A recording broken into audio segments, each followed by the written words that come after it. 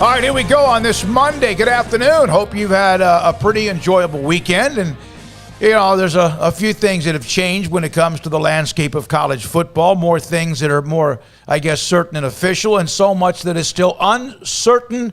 And SicEm365 Radio, 365 Sports on YouTube.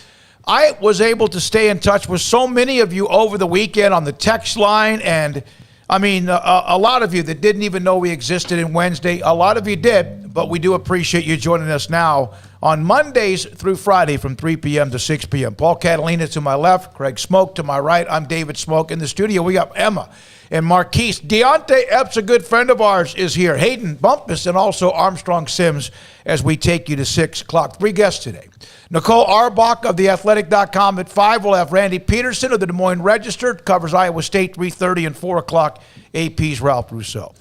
Well, I see breaking news, and I know that there was speculation that UT and Oklahoma were going to get out of the grant of, not out of the grant of rights, but they were going to inform the Big 12 that they were not going to be a part of the next discussions. So not really breaking news, but it became official the day after the Big 12 sat down or had a conference call with the presidents of Texas and Oklahoma. Paul, what really has changed other than now things are official?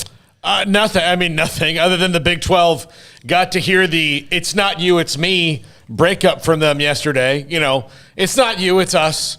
We appreciate it, but there's someone else, and we love them more, and that's where we're gonna go, and it's better for us, and blah blah blah blah blah. That's what they heard. The only thing that's different is that the Big 12 has heard why Texas and Oklahoma think they suck. Yeah, I would agree with not much has changed in terms of kind of the direction that we're heading. I would say I think Texas and Oklahoma very much said it's you. I think that they've made it very clear that the Big 12 is not for them. And, yeah, there is somebody else they're looking at, but it very much has to do with the fact that they don't like who they're with currently. They've made every comment or move to suggest that they do not care about the Big 12. I don't think they've ever really cared about the Big 12, and they certainly don't care about the Big 12 and what happens to it moving forward. The biggest thing to me is that the Big 12 came out and had their statement and obviously finally had those conversations with the Texas and Oklahoma officials, and like you said, not much has appeared to change there, but just hearing from the Big 12 side of things, I guess was nice to hear, just at least something from their end, although it doesn't really move the needle all that much. So I think we're headed to the same place. The most interesting thing about this now is going to be what these 8 schools do, because they can either stick together and trust each other and get a boatload of money from Texas and Oklahoma and remain a Power 5 for the foreseeable future, and maybe use that money and use that Power 5 status to leverage themselves into a situation where they remain a Power 5 and they're able to invite some more teams in. But, I already see Iowa State fans, well, if we in the Big Ten, we've got this and we got that, and Kansas fans, this and that. And so that's what school officials, I imagine, are doing as well. And so that's going to be the key. Can they keep it together to get that boatload of money from the Longhorns and the Sooners and maybe twist this into a new-look Big 12? Or is somebody going to get cold feet or get nervous and be the first to jump off the ship and then everybody else follow after? And then the conference just dissolves. Texas and Oklahoma owe no money. That's the next pivot point. Well, that's the thing is, they have, there's several legal options that everyone has. Like the one that Bob Bowlesby said in his statement today was, we look forward to remaining together until 2025, which I don't think any of us think is realistic in the long scheme of things. But that would be like the first thing is all right, well, 4 years from now, Texas know you are going to leave and we're going to play like nothing's wrong until then. Which is not going to happen, obviously, because television contracts will get accelerated and let's do this now, 12-team playoff, all these other factors that'll be involved in reshifting the conferences. The other thing is the Big 12.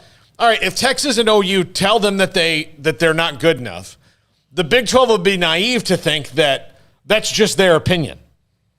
Because they'd have to go, well, what are we doing that's not good enough? And what in the next 4 years can we do to make ourselves good enough? And that's a question that's really hard to answer. Well, here's what I do know. And on occasion, just kind of, shuffling through some of the reports and also fans and of various schools from the SEC, Pac-12, Big Ten, ACC, and whatever is left of the Big 12. Whatever you might think you've heard, it most likely isn't true. As far as, Oklahoma and Texas, we know that story.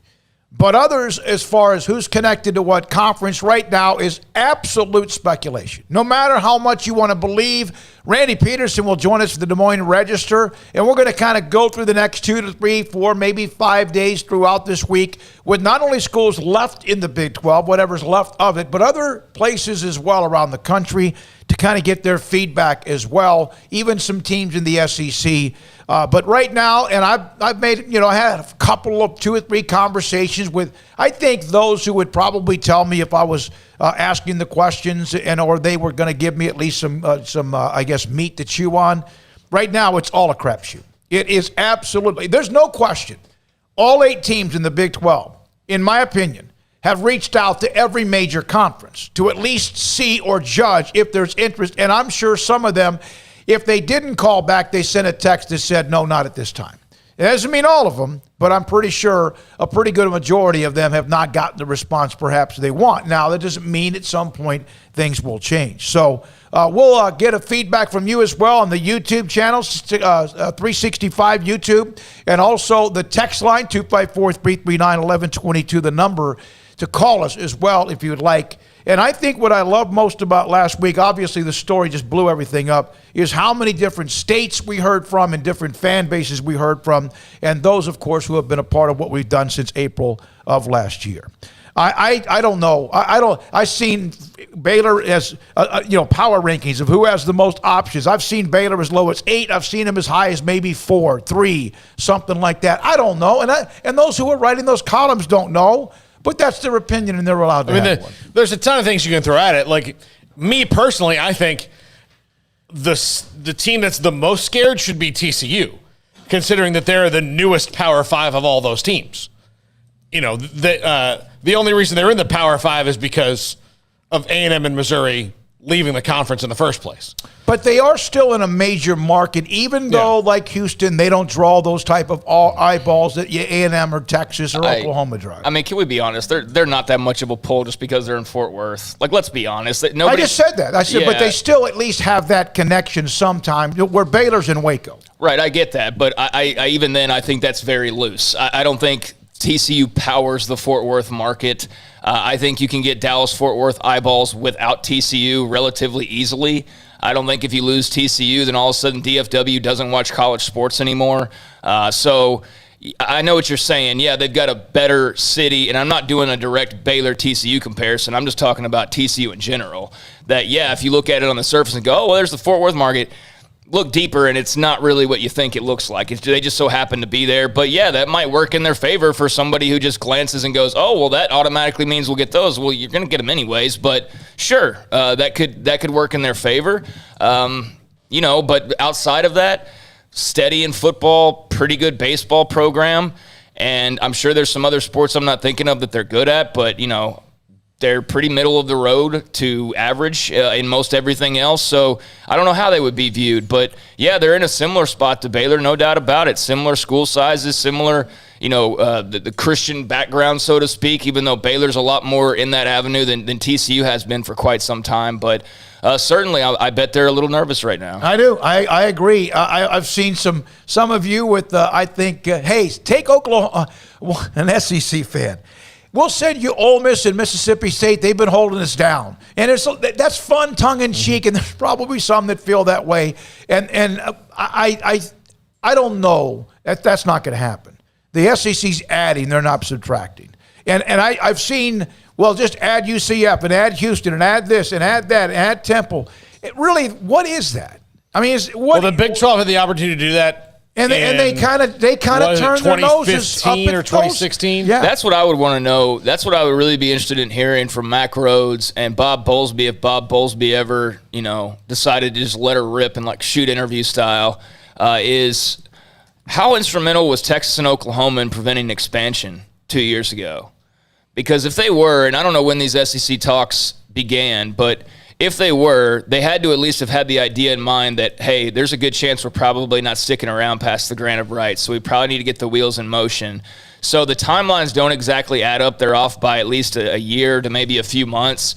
But I'd be very curious to kind of know how instrumental they were in that, because if they were highly instrumental, since they are the two schools with the most power, it would just really make me wonder of how far have they been thinking about this, going back? And was that maybe in some ways intentional? So, and maybe they weren't instrumental at all. Maybe it was Baylor and TCU and like Kansas were like, no, let's not bring in Cincinnati. But regardless, that was a time period you look back on and you go, I just wonder if some of those group of 5 schools that had to do their whole big rigmarole presentations that they had to get to the Big 12, and then the Big 12 was like, And it always felt like a dog and pony show. Yeah. It never felt like anybody was legitimately being considered. It sounded like nothing but, hey, we're going to talk about doing this because we're supposed to be talking about doing this. Like yesterday's conference call with Texas and Oklahoma, that like just, let's check this off the list. It's pointless, but we got to do it kind of thing. Yeah, I think that's kind of what Big 12 expansion, because, I mean, think about it. We heard about it, and then it was just like they're potentially talking to schools, and then it just went away. Like nothing ever really came of it, even though the schools themselves were clearly,